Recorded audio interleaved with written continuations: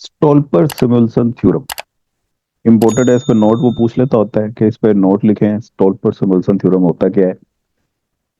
असल में हमने जो स्मॉल नेशन में ये वर्किंग की ना, मैं डायग्राम पे लेके जाता हूँ आपको स्मॉल नेशन की। ये इस डायग्राम में हमने ये सीखा कि जिस वक्त ट्रेड फ्री इकोनॉमी होती है उस वक्त नेशन इस ए से ट्रेड फ्री अगर इकोनॉमी हो, यानी कि ट्रेड भी आप नहीं कर रहे, तो अटारकी पॉइंट पे नेशन है। ट्रेड की परमिशन जैसे मिलती है और term of trade equal to one होता है, यानी कि प्राइस रेशियो सेम होती है, तो नेशन ए से मूव करके जाता है बी पॉइंट पे, और बी पॉइंट से वो 60 यूनिट इंपोर्ट करता है, 60 यूनिट एक्सपोर्ट करता है और पहुंच जाता है ई पॉइंट पे। ये तो थी फ्री ट्रेड की कहानी।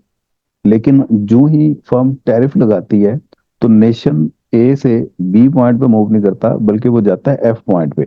और एफ पॉइंट पे एडजस्टमेंट इस तरीके से करता है क्योंकि टैरिफ लगने के बाद उस नेशन का टर्म ऑफ ट्रेड इंप्रूव हो गया होता है और रेस्ट ऑफ द वर्ल्ड का टर्म ऑफ ट्रेड डिटोरिएट हो गया होता है।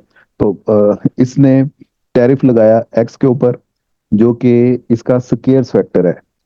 तो एक्स की प्राइस इंक्रीज होने से इसकी अर्निंग और प्रोडक्शन वो ज्यादा होगी। है अब बी और एफ पॉइंट को कंपेयर करें, बी पॉइंट पे वाई की प्रोडक्शन ज्यादा और एक्स की कम है। इसकी स्पेशलिटी वाई में है, समझ आती है बात, ऐसे ही होना चाहिए। लेकिन जो ही टैरिफ लगा, इसने वाई की प्रोडक्शन को कम कर दिया और एक्स की प्रोडक्शन को ज्यादा कर दिया। ये वाई में इतनी कमी आई, एक्स में इतना इजाफा हो गया। ऐसे ही है। जी सर। जी सर। जी तो जी सर। यहाँ से फिर साबित हुआ कि टैरिफ लगने से जो नेशन का स्केयर्स फैक्टर होता है उसकी प्रोडक्शन में इजाफा हो जाता है। प्रोडक्शन में इजाफा क्यों हो जाता है? क्योंकि उसकी प्राइस इंक्रीज कर देती है, प्रोड्यूसर्स को उसमें जरा प्रॉफिट और चार्म नजर आता है। वो एक्स वाई के रिसोर्सेज, अपनी फेवरेट प्रोडक्ट के रिसोर्सेज वहां से उठा के स्केयर्स फैक्टर में लगाना शुरू कर देते हैं। आगे यहाँ तक ये सर। जी सर। जब वहां जी तक सर। वो जी आना शुरू हो लगाना शुरू हो जाते हैं तो इससे फैक्टर अर्निंग्स डिस्टर्ब हो जाती हैं। तो एक्स वहां पे महंगा होता है, वाई सस्ता होता है, तो ये कहानी थोड़ी सी चेंज हो जाती है। एक्स सस्ता होना शुरू हो जाता है, वाई महंगा होना शुरू हो जाता है। तो इसी कहानी को एक्सप्लेन किया है स्टोल्पर सिमुलसन ने। किधर गया है ये? अब रमशा रीडिंग करो जरा शुरू से। अच्छा, इसमें भी वो यही बता रहा है कि ये एल ओवर के, उसका प्रपोर्शन चेंज हो जाता है। अब आपको एल ओवर के ज्यादा मिकदार में चाहिए एक्स की प्रोडक्शन को वो बनाने के लिए, क्योंकि आपने वो वाई इंडस्ट्री से कुछ कैपिटल हटाया है, उसको एक्स इंडस्ट्री में आप लेके आए हैं, जिसकी वजह से लेबर ओवर कैपिटल रेशो वो चेंज हो गई है। इसके चेंज होने की वजह से वेजेस राइज कर गई हैं, और वेजेस राइज करने की वजह से P X over P Y ये इंक्रीज कर गया। ठीक है, टैरिफ लगने से P X over P Y increase कर देता है, क्योंकि एक्स महंगा हो गया, वाई सस्ता हो गया। अच्छा, अब इस सिचुएशन को आगे ग्राफ के जी जरिए इन्होंने एक्सप्लेन किया हुआ है। ये थ्योरी आपने यहाँ से करनी है, इसकी डायग्राम आपको मिलेगी अपेंडिक्स में। वो अपेंडिक्स में आपने जाना है, ये आ गया जी अपेंडिक्स, और इसमें ये पहला टॉपिक छोड़ रहे हैं आप, दूसरा भी छोड़ रहे हैं, ये आ गया नंबर 3 पे, स्टोल्पर सिमुलेशन थ्योरम ग्राफिकली। ये इसकी डायग्राम है और ये एजवर्थ बॉक्स डायग्राम है। अब ये डायग्राम देख के पता चल रहा है कि ये नेशन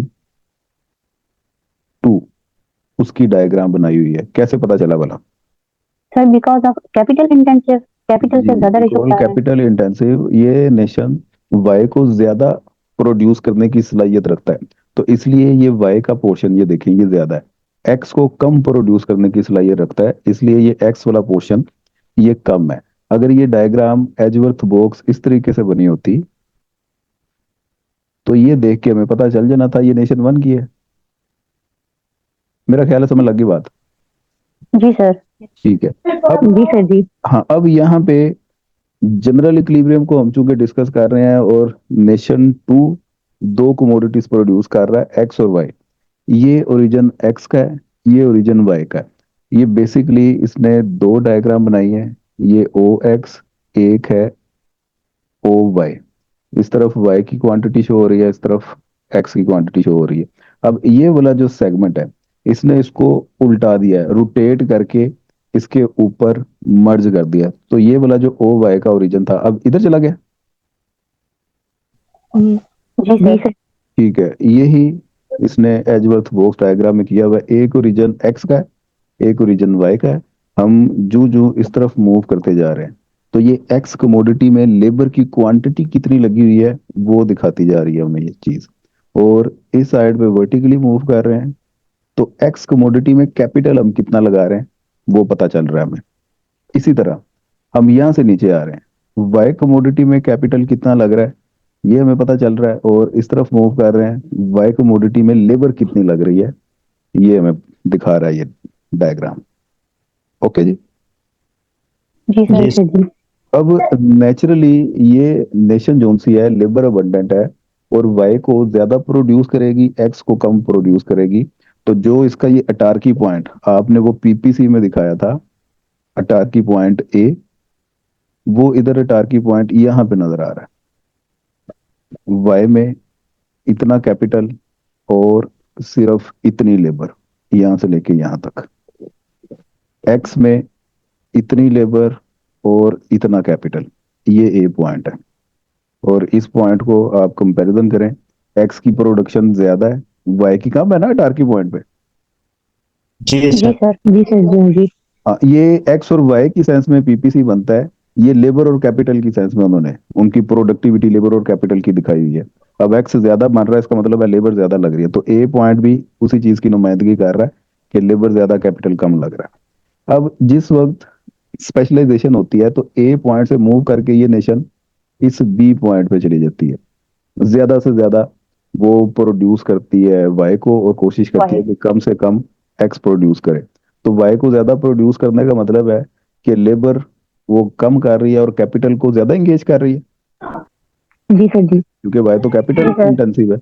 तो अब ये देखें, जी ए सर। पॉइंट से मूव करके जो इधर बी पॉइंट था यहाँ पे हमें इधर शो हो गया। अब ये पॉइंट पे साफ जाहिर है कि पहले इतना कैपिटल कंज्यूम कर रही थी ये नेशन और अब इतना कैपिटल कंज्यूम कर रही है, तो कैपिटल की क्वांटिटी ज्यादा होगी। जी सर। जी सर। जी ज्यादा हो गई है, ठीक है, ये बात तो हमें क्लियर हो गई।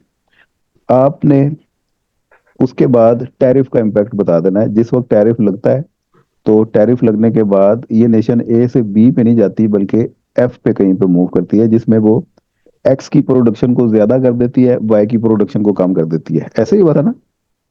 जी सर। जी सर। जी अब वही एफ पॉइंट यहाँ पे आ गया, जिसमें आप क्लियरली देख सकते हैं कि इस नेशन ने एक्स की प्रोडक्शन ज्यादा कर दी, क्योंकि बी पॉइंट पे एक्स पहले इतना प्रोड्यूस हो रहा था, टैरिफ लगने के बाद एफ पॉइंट पे एक्स इतना प्रोड्यूस हो रहा है। ये देखिए, जी यहाँ पे आ रहा है, यहाँ पे आ रहा है। जी सर। जी हाँ, और वाई की क्वांटिटी कम हो गई है। डेफिनेटली पहले वाई यहाँ तक था, यहाँ तक, और अब वाई कम होके सिर्फ यहाँ तक आ गया। अब ये जो बी पॉइंट, इस ओरिजिन से एक आपने लाइन गुजारनी है, इस बी पॉइंट से होती हुई आपके इस ओरिजिन को मिलाएगी।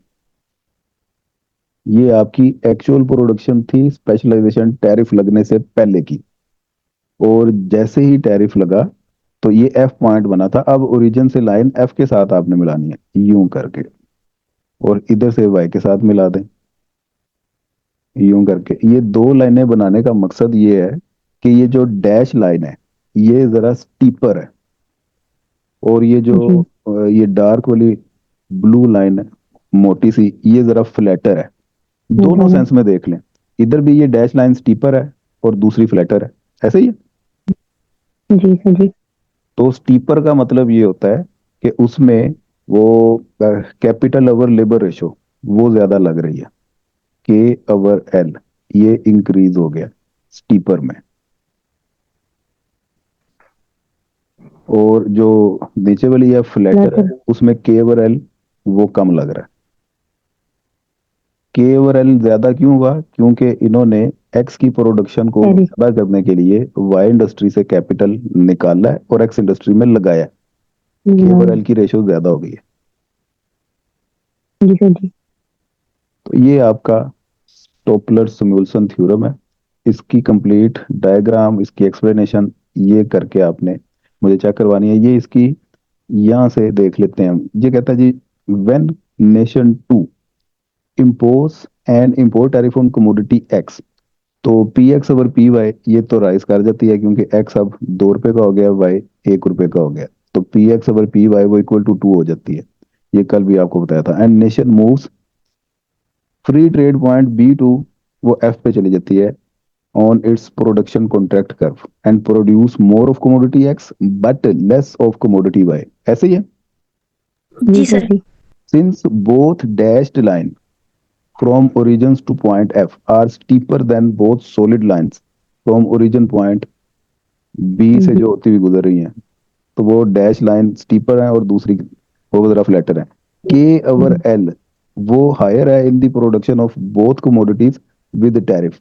तो टैरिफ लगने के बाद ये डैश लाइनें बन गई थी ना, तो ये स्टीपर है। इसका मतलब है के ओवर एल की रेशो वो ज्यादा यूज हो रही है दोनों कमोडिटीज में with the tariff than under free trade.